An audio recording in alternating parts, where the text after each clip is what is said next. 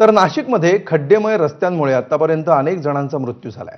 त्यामुळे प्रशासनाचे अधिकारी आणि लोकप्रतिनिधी या रस्त्यांची पाहणी करत आहेत।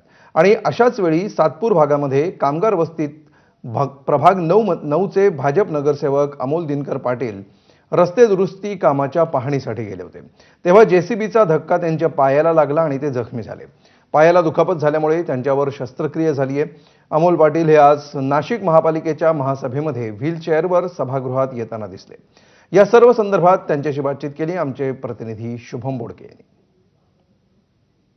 अनेक दिवसांपासून नाशिकमधल्या खड्ड्यांचा प्रश्न खरं तर मोठ्या प्रमाणात त्या ठिकाणी राज्यभर गाजत होता।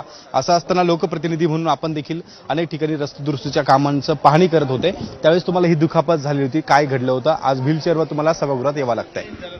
ॲक्च्युली आपण बघितलं मागच्या महासभेमध्ये की 6 जूनला आमच्या प्रभाग क्रमांक 9 मधील प्रवीण गायकवाड जे रिटायर्ड आर्मी होते त्यांचा त्या ठिकाणी पडून खड्ड्यात ते मृत्युमुखी पावले होते।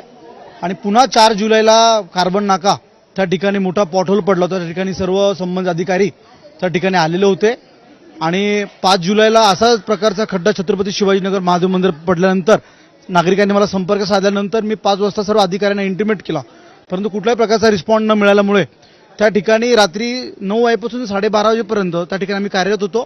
पुन्हा अशी घटना घडून काही माझा जो भाग आहे कामगार वस्ती आहे।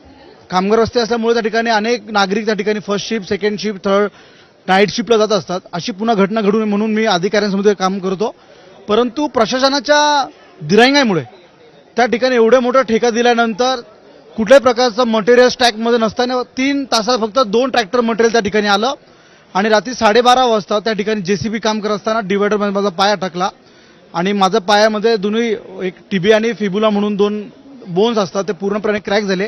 2 सर्जरी माझ्या या पायावरती शस्त्रक्रिया पार पडल्या। तर राज्यातील उच्च शिक्षण घेणाऱ्या मुलींसाठी आर्थिक मदत आणि आत्मविश्वास वाढवण्याच्या दृष्टिकोनातून 2000 रुपये पॉकेट मनी उपलब्ध करून